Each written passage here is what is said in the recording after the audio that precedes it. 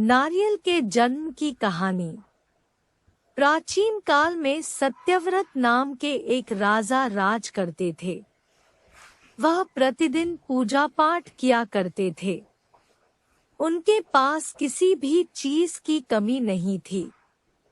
वह धन दौलत से लेकर हर प्रकार की सुविधा से समृद्ध थे। हालांकि इसके बावजूद भी राजा की एक अभिलाषा थी जिसे वह पूर्ण की चाह रखते थे। दरअसल राजा सत्यव्रत को किसी प्रकार से स्वर्गलोक जाने की इच्छा थी। वह अपने जीवन में कम से कम एक बार स्वर्गलोक के सौंदर्य को देखना चाहते थे, लेकिन उन्हें इसका मार्ग नहीं पता था। इधर दूसरी तरफ ऋषि विश्वामित्र अपनी तपस्या के लिए घर से बाहर निकले। चलते चलते वह अपनी कुटिया से काफी आगे चले गए थे।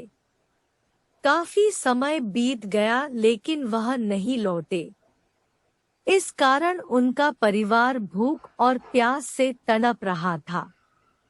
राजा सत्यव्रत को जब यह पता चला तो उन्होंने ऋषि विश्वामित्र के परिवार के पालन पोषण की जिम्मेदारी ले ली।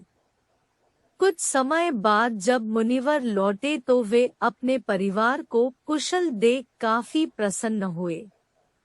उन्होंने पूछा कि उनकी अनुपस्थिति में किसने उनकी देखभाल की। इस पर ऋषि के परिवार वालों ने बताया कि राजा ने उनके पालन पोषण की जिम्मेदारी उठाई थी। यह सुनकर ऋषि विश्वामित्र तुरंत राजमहल पहुंचे और राजा से मुलाकात की। वहां पहुंचकर उन्होंने सबसे पहले महाराज को धन्यवाद कहा। इस पर राजा ने ऋषि अपनी इच्छा पूर्ण होने का आशीर्वाद मांगा।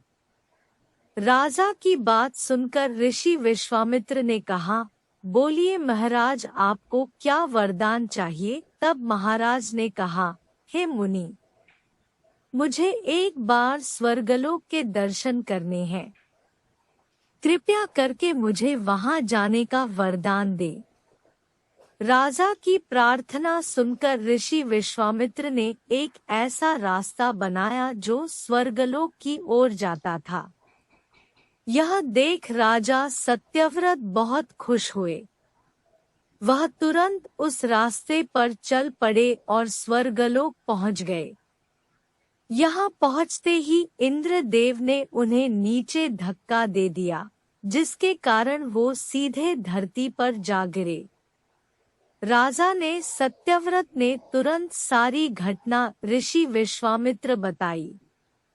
राज की बात सुनकर ऋषि विश्वामित्र गुस्से से आग बबूला हो उठे।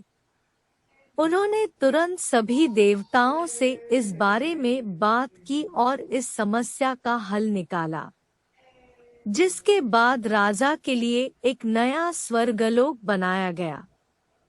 नए स्वर्गलोक को पृथ्वी और देवताओं के स्वर्गलोक के बीचों बीच स्थापित किया गया था ताकि किसी को परेशानी न हो। नए स्वर्ग लोक से राजा सत्यव्रत तो बहुत खुश हुए, लेकिन विश्वामित्र को एक चिंता लगातार सता रही थी। उन्हें डर था कि नया स्वर्गलोक कहीं जोरदार हवा के कारण गिर न पड़े।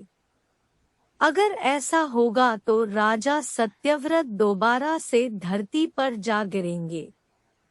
काफी सोच विचार के बाद ऋषि विश्वामित्र को एक उपाय सूझा। उन्होंने नए स्वर्ग लोक के नीचे एक बहुत लंबा खंभा लगा दिया ताकि उसे सहारा मिल सके। ऐसी मान्यता है कि नए स्वर्ग लोक के नीचे लगाया गया खंभा एक विशाल पेड़ के तने के रूप में बदल गया।